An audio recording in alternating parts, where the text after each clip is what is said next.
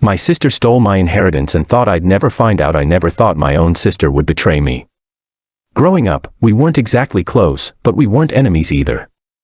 We had the normal sibling arguments, the occasional fights over stupid things, but nothing that made me think she would one day steal from me. If anything, I trusted her. That's why what happened still feels unreal. For context, my grandfather was the most important person in my life. My parents divorced when I was young, and while they were busy fighting with each other, my grandfather stepped in. He attended my school events, taught me how to drive, helped me through college applications, and always made sure I knew I was loved. My sister, on the other hand, barely spent any time with him. She only showed up during holidays, birthdays, or whenever she needed money. Everyone in the family knew it. Grandpa knew it too. Yet he never complained. He loved both of us. About 3 years before he passed away, his health started declining. He was diagnosed with a heart condition that left him weak and dependent on help from others. That's when I started visiting him almost every day. I would bring groceries, drive him to appointments, help around the house, and sometimes just sit with him while we watched old Western movies. Those afternoons became some of my favorite memories. One evening, while we were sitting on his porch, he looked at me and said something I'll never forget. "You're the only one who never treated me like a burden." I laughed and told him not to be dramatic. But he wasn't joking. He looked me straight in the eye and said, "When I'm gone, I want you to know how much I appreciate everything you've done." At the time, I didn't think much of it. I figured he was just being sentimental. I wish I had paid more attention. About a year later, Grandpa passed away. The funeral was heartbreaking. Cousins, uncles, distant relatives, people who barely called him while he was alive were now standing around talking about how much they loved him. It bothered me, but I kept my mouth shut. I was grieving. A few weeks after the funeral, everyone gathered at a lawyer's office for the reading of the will. I remember feeling nervous. Not because I expected money. Honestly, I didn't care. I would have traded every dollar for one more conversation with my grandfather. But I was curious. When the lawyer started reading the document, everything seemed normal at first. A few family heirlooms were distributed. Some charitable donations were listed. Then he got to the section involving Grandpa's savings and property. That's when things got strange. According to the will, nearly everything was being left to my sister. The house. The investment account. The savings. Almost all of it. I sat there stunned. The room went quiet. Even some of my relatives looked confused. My sister, however, wasn't confused at all. In fact, she looked pleased. Almost like she had expected it. I remember staring at her and thinking the same thing over and over. This doesn't make sense. Not because I believed I deserved the money more, but because it didn't sound like something Grandpa would do. The men who always talked about fairness. The men who constantly thanked me for helping him. The men who once told me I was like the son he never had. None of it added up. After the meeting ended, I approached the lawyer privately. I asked if there had been any recent changes to the will. He hesitated. Then he said something that immediately made my stomach drop. "There was an updated version filed 6 months before your grandfather passed away." 6 months. The exact period when Grandpa's health had deteriorated the most. The exact period when my sister suddenly started visiting him more often. For the first time, I felt something was seriously wrong. But I had no proof. Not yet. And I had no idea that uncovering the truth was about to tear my family apart. The next morning, I couldn't stop thinking about what the lawyer had told me. An updated will. Filed 6 months before my grandfather passed away. Coincidentally, that was the exact time my sister suddenly became interested in spending time with him. Maybe it was innocent. Maybe she genuinely wanted to reconnect with him. But the more I thought about it, the harder it became to believe that. Over the next few days, I started talking to family members. I didn't accuse anyone of anything. I just asked questions. What I found was strange. Several relatives told me the same thing. My sister had become extremely protective of my grandfather during his final months. She often insisted on being alone with him. She answered questions on his behalf. Sometimes she even turned visitors away, claiming he was too tired to see anyone. At first, that didn't sound suspicious. But then I learned something else. One of Grandpa's neighbors told me she had seen my sister driving him to appointments that he never mentioned to anyone. When I asked what kind of appointments they were, she didn't know. She only remembered seeing them leave together several times. That immediately caught my attention. Grandpa used to tell me everything. Yet he had never mentioned those trips. A week later, I decided to visit his house. Most of his belongings were still there. Walking through those rooms felt strange. Every corner reminded me of him. While sorting through some papers in his office, I noticed something unusual. A folder was missing. I knew it was missing because Grandpa always kept important documents in the same cabinet. The space where the folder should have been was empty. I couldn't prove anything, but my instincts told me it wasn't a coincidence. Then another memory came back to me. A few months before Grandpa died, I had stopped by unexpectedly. My sister's car was in the driveway. When I walked inside, the atmosphere felt tense. The conversation suddenly stopped.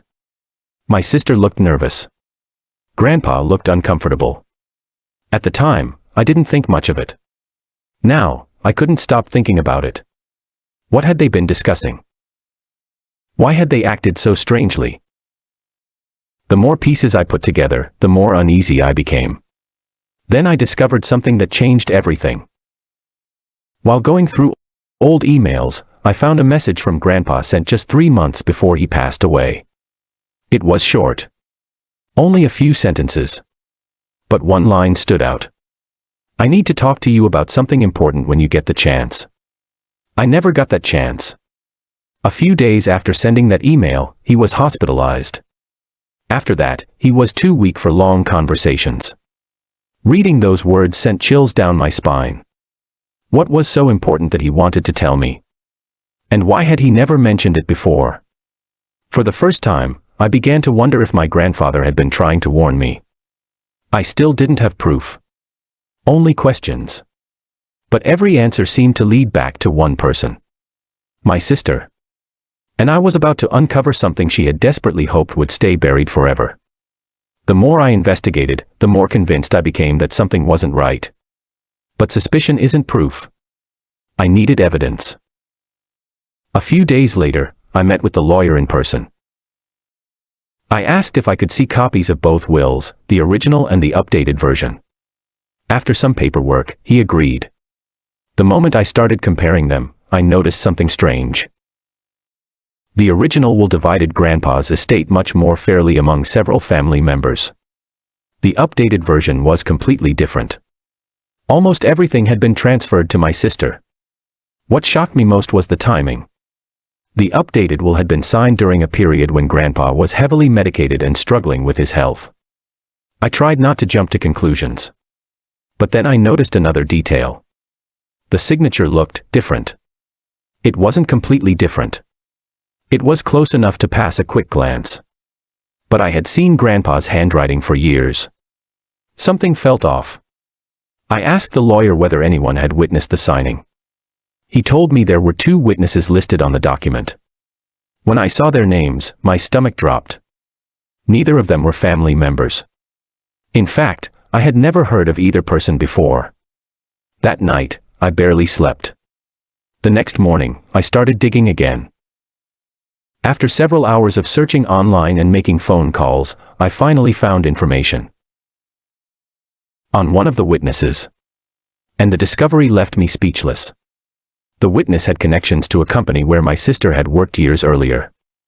At that point, alarm bells were going off in my head. The coincidence was becoming impossible to ignore.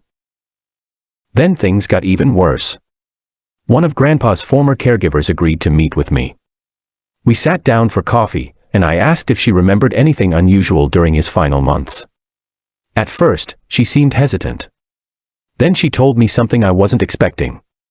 Several times, she had seen my sister bringing documents for Grandpa to sign. According to her, Grandpa often appeared confused about what he was signing. One particular incident stood out. The caregiver remembered Grandpa asking, "Didn't I already sign this?" My sister had apparently laughed and told him it was just routine paperwork. When I heard that, my heart started racing.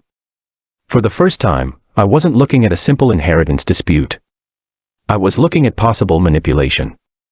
Maybe even fraud. Then I received the biggest break yet. While cleaning out an old desk drawer in Grandpa's house, I found a sealed envelope. My name was written on the front. The envelope had been hidden behind several old notebooks. Inside was a handwritten letter. The date on the letter was just weeks before Grandpa passed away. My hands were shaking as I read it. In the letter, Grandpa wrote that he was worried. He said he felt pressured to sign documents he didn't fully understand. He never mentioned my sister by name. But he wrote that someone close to him had been handling too much of his personal business. Then came the sentence that changed everything. "If anything happens, don't be afraid to ask questions." I read that line over and over. Suddenly, every strange conversation, every suspicious visit, and every missing document started making sense. Grandpa had known something was wrong. And now I had proof that he had concerns before he died. For the first time, I felt certain that I wasn't imagining things. The will wasn't just suspicious. There was a real chance it had been manipulated. And if that was true, my sister had just made a very serious mistake. Because I was no longer searching for answers. I was preparing for a fight. And she had no idea what was coming. Once I found the letter, everything changed. Up until that point, I had only been suspicious. Now, I had a reason to believe my grandfather himself had concerns about what was happening during his final months. I took the letter to an attorney and explained everything. The updated will. The strange witnesses. The caregiver's testimony. The missing documents. And now the letter. After reviewing everything, the attorney looked at me and said something I had been waiting to hear. "You may have grounds to challenge the will." A few weeks later, we officially filed the case. The moment my sister found out, all hell broke loose. She called me repeatedly. At first, she tried to sound calm. Then she became angry. She accused me of being greedy. She claimed I was disrespecting Grandpa's final wishes. When I refused to back down, she stopped calling altogether. Instead, she started turning family members against me. Suddenly, relatives who had barely spoken to me were calling and sending messages. Some told me I should let it go. Others accused me of tearing the family apart over money. It was frustrating because the money wasn't the point. I wasn't fighting because I wanted a bigger share of the inheritance. I was fighting because I wanted the truth. As the court date approached, the family became divided. Some relatives supported me. Others supported my sister. Family gatherings became impossible. People chose sides. Arguments broke out. Relationships that had existed for decades started falling apart. The entire family was being torn apart by one question. Had my sister manipulated our grandfather? Then the hearings began. Over several weeks, evidence was presented. The caregiver testified about the documents she had seen. The witnesses connected to the updated will were questioned. Financial records were reviewed. Every new piece of information seemed to raise even more questions. Then came a major breakthrough. A handwriting expert was brought in to examine the signature on the updated will. The courtroom became completely silent as the findings were presented. According to the expert, there were significant inconsistencies between Grandpa's known signatures and the signature on the updated document. It wasn't enough to prove forgery on its own. But it was enough to cast serious doubt on the validity of the will. For the first time, I saw genuine panic on my sister's face. The confidence she had carried since the reading of the will was gone. She looked nervous. Really nervous. And the deeper the investigation went, the more uncomfortable she became. Then another bombshell dropped. Phone records and emails revealed that my sister had been communicating extensively with one of the witnesses shortly before the will was signed. That revelation changed everything. The judge ordered additional reviews and further investigation into the circumstances surrounding the updated will. By then, the damage to our family was already done. Brothers weren't speaking to sisters. Cousins were blocking each other. Family friends were taking sides. The family that Grandpa had spent his entire life trying to hold together was falling apart. And sitting in that courtroom, watching it all unfold, I realized something heartbreaking. Even if I won the case, there would be no real winners. Too much damage had already been done. But there was still one thing I needed. The truth. And before this was over, the truth was finally going to come out. In a way that none of us expected. Months after the case began, the truth finally came out. And it was worse than I had imagined. During the investigation, evidence surfaced showing that my sister had been heavily involved in arranging the updated will. She had been communicating with one of the witnesses, scheduling appointments, and handling much of Grandpa's paperwork during his final months. Individually, none of those things proved wrongdoing. But together, they painted a very troubling picture. Then came the final blow. One of the witnesses changed their story.